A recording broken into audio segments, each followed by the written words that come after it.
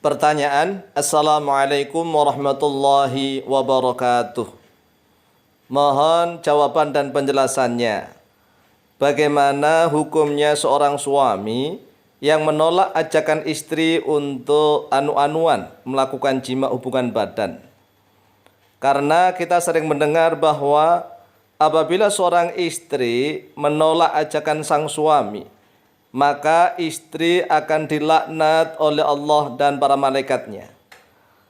Lalu bagaimana hukumnya seorang suami yang menolak ajakan istri untuk melakukan jima atau hubungan badan, padahal istrinya sudah berkali-kali merayunya, istrinya sudah berkali-kali berusaha untuk membangkitkan gairahnya, tetapi sang suami terang-terangan menolak, tidak mau ajakan sang istri. Apakah sang suami juga dilaknat oleh Allah dan para malaikatnya? Atas jawaban dan penjelasannya kami sampaikan terima kasih, teriring doa jazakumullahu khairan katsira wa ahsanal jaza. Wassalamualaikum warahmatullahi wabarakatuh. Waalaikumsalam warahmatullahi wabarakatuh. Baik, bismillah, alhamdulillah, wassalatu wassalamu ala rasulillah wa ala alihi wa azwajihi wa ahli baitihi wa dhurriyyatihi wa ashabihi wa mawalah wa la hawla wa la quwata illa billah, amma ba'd.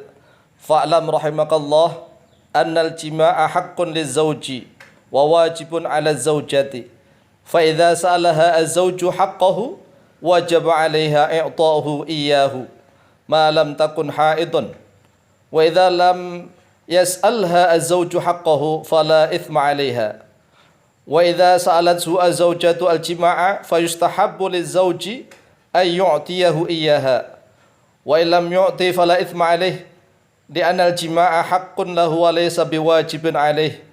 Hadza madhhabul jumhuri minal fuqaha'i wal usuliyyin wa ghairihim. Ketahuilah wahai saudaraku rahimakumullah, anal jima'a, sesungguhnya jima' hakun, yaitu hak, lizauji, bagi sang suami, wa wajibun, dan yaitu kewajiban, ala zaujati, atas seorang istri. Jadi jima' itu adalah haknya suami, wajib bagi istri. Jadi jima' bukan kewajiban suami, bukan. Sekali lagi, kalau seandainya jima' itu kewajiban suami, wajibnya berapa kali, sehari semalam, atau sebulan sekali, atau seminggu sekali, atau setahun sekali, atau bagaimana? Sehingga perlu dipahami bahwa jima' sekali lagi adalah kewajiban istri, haknya sang suami. Fa idza sa'alaha az-zawju, lalu apabila sa'ala, meminta kepada istrinya, az-zawju, oleh suami, haqqahu, pada haknya, wajib 'alaiha, maka wajib atasnya istri, i'ta'uhu, oleh memberikan haknya itu, iyahu, kepada suaminya, malam takun, selama tidak ada oleh dia istri haidun, yaitu orang yang haid.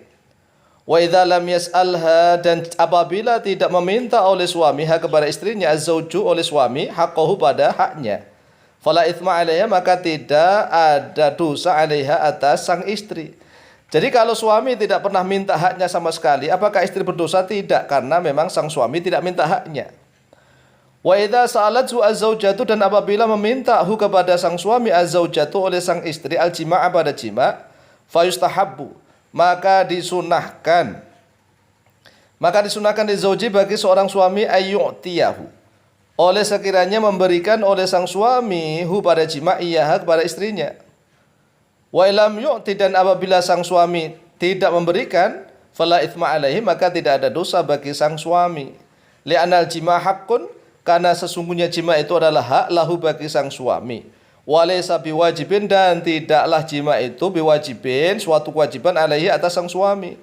Hadza madhabul jumhuri, hadza, bermula ini, madhabul jumhuri, yaitu pendapatnya mayoritas ulama, minal fuqaha'i, dari para ulama ahli fikih, wal usuliyyin, dan para ulama ahli usul fikih, wa ghairihim, dan yang selain mereka.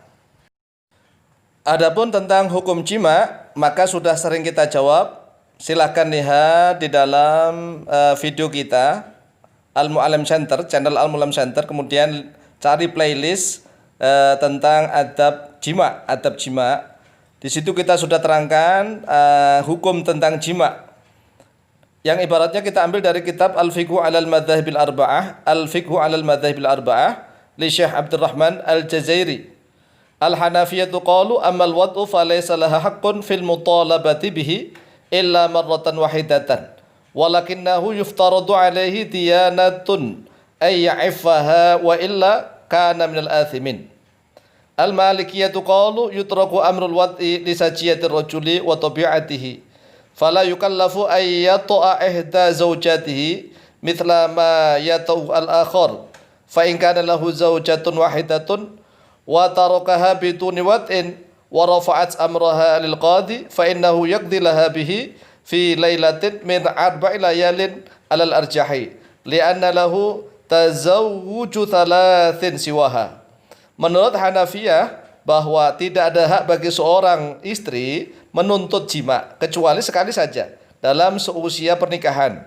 Karena memang jima itu adalah haknya suami. Jadi kalau seandainya seorang suami tidak menuntut haknya, maka enggak masalah. Tetapi menurut mazhab Hanafi, dalam seusia pernikahan itu seorang wanita boleh menuntut sekali saja dalam masa pernikahan.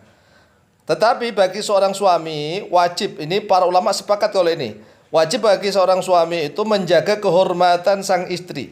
Lah, menjaga kehormatan dan kesucian itu tidak identik dengan jima atau hubungan badan. Menjaga kehormatan yang paling ampuh adalah dengan pendidikan ilmu agama Islam. Istrinya diajari baca Al-Quran, diajari sholat-sholat, fardhu, sholat-sholat sunnah, zikir, baca, kemudian dakwah Islamiyah dan seterusnya. Itu adalah cara yang paling ampuh untuk menjaga kehormatan dan kesucian sang istri. Kemudian menurut mazhab Maliki bahwa seorang suami tidak dibebani untuk jima, hampir sama.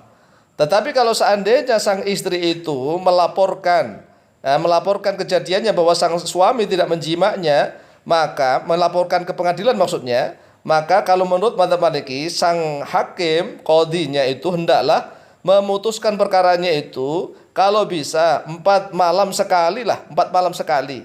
Sang istri dikasihkan jatah jima. Jatah jima ini adalah kewajiban sang istri. Jadi istri diberikan kesempatan untuk menjaga kehormatannya, kesuciannya dengan jatah 4 malam sekali. Jadi kalau 4 malam ya sekali.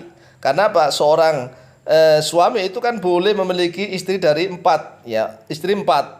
Kalau seandainya sang suami memiliki istri 4, berarti kan masing-masing istri itu 4 malam baru dapat giliran sekali. Ini kalau menurut mazhab Maliki. Adapun mazhab Hambali dengan Syafi'i hampir sama.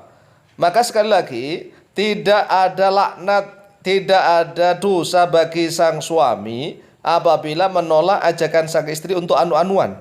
Tetapi istri yang sudah merangsang, merayu sang suami itu sudah pahala besar, sudah. Kalau memang tujuannya mencari ridhonya Allah.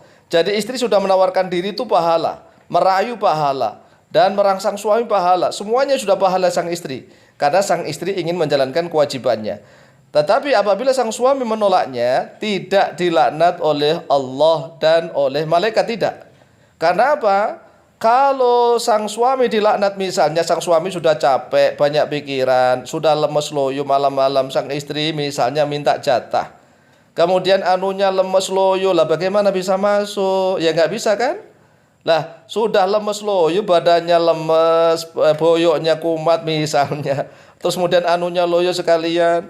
Terus ditambah laknat Allah dan para malaikat, ya kasihan dong sang suami. Sudah mencarikan nafkah, kemudian harus dilaknat oleh Allah dan malaikat. Faham kan? Beda dengan istri. Kalau istri sang suami sekali minta, namanya suami minta berarti kan sudah mulai merangsang, tegang. Asalkan sang suami itu anunya tegang, tegak berdiri begitu, kemudian istrinya tidur, walaupun istrinya tidur kemudian dibuka anunya dan tembus-tembus. Kalau sang suami yang kepingin itu tembus. Lah masalahnya kalau sang istri yang kepingin, kemudian sang suaminya lemes loyo, anunya dimainin jika nggak bisa berdiri, bagaimana? Ya, jadi sekali lagi ini harus dipahami. Jadi tidak ada laknat dari Allah dan para malaikat. Beda dengan istri karena kewajiban. Karena istri itu kewajiban sehingga sang suami apabila minta kemudian istri menolak, maka jelas dia akan menjalankan kewajiban, dosa itu pahala besar. Menjalankan kewajiban pahala besar. Ngapain dia nolak? Kalau dia nolak itu sudah meninggalkan kewajiban, dosa besar. Akhirnya dia dilaknat oleh Allah dan para malaikat. Tetapi tata cara adab bagi sang suami hendaklah juga memberikan jatah. Itu kan enak Kang ya, sudah enak. Enak berikanlah jatah. Apabila istrinya kok agresif ya, sangat begitu menggairahkan, berikan jatahnya setiap saat, sehari 3 kali tidak apa-apa. Bahkan setiap sholat fardu 5 kali kemudian jima malah lebih bagus.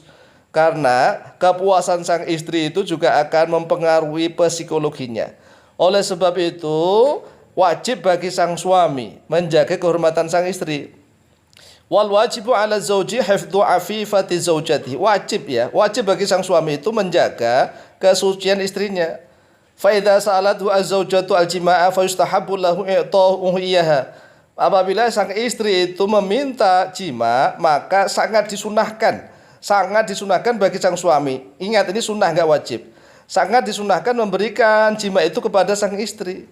Waqad qala Allah azza wa jalla, a'udzu billahi minasyaitonir rajim, wa ashiruhunna bil ma'ruf fa in karihtumuhunna fa asa an takrahu syai'an wa yaj'alallahu fi khairan katsira. Wa ashiruhunna bil ma'ruf, pergaulilah oleh kalian hunna pada mereka para istri-istri itu bil ma'ruf dengan yang baik. Fa in karihtumuhunna fa asa an takrahu syai'an wa yaj'alallahu fihi khairan katsira. Wa qala jalla dzikruh walahunna mithlu alladzi 'alaihinna bil ma'ruf. Dan bagi mereka para istri itu yaitu semisal apa yang wajib atas mereka bil ma'ruf dengan kebaikan. Menurut salah satu riwayat Ibnu Abbas, Abdullah bin Abbas, setelah mendengar ayat ini langsung Ibnu Abbas itu senantiasa olahraga, sehat supaya sehat, pakai wangi-wangian, berdandan rapi. Karena apa kata Ibnu Abbas? Kalau memang saya suka istri saya berdandan, maka saya berdandan. Kalau saya suka istri saya selalu menggairahkan, maka saya juga selalu berusaha menggairahkan begitu. Inilah cara mempergauli istri dengan baik. Ya, kalau bisa ya selalulah olahraga, minum obat, jamu-jamu tradisional atau pernafasan yang sudah pernah kita ajarkan. Kita salurkan tenaga itu, energi itu, kemudian disalurkan ke kemaluan agar kemaluannya menjadi hangat, ada energi setrumnya. Di saat melakukan hubungan sama istri, maka istri akan kelojotan ya, akan kejang-kejang begitu, kesetrum, sehingga istri akan cepat memuncak dan keluar. Kemudian walirijali alaihinna darajah wallahu azizun hakim wa qala jalla thana'uh hunna libasul lakum wa antum libasul lahunna. Jadi mereka itu adalah pakaian bagi kalian dan kalian juga pakaian bagi mereka. Oleh sebab itu saling melengkapi lah kan. Kadang-kadang kita dipakai istri kita pakai kan gitu. Saling memakai. Jadi jangan egois ya. Usahakan selalu berpenampilan rapi dan selalu berstamina prima. Wallahu ta'ala a'lam bishawab.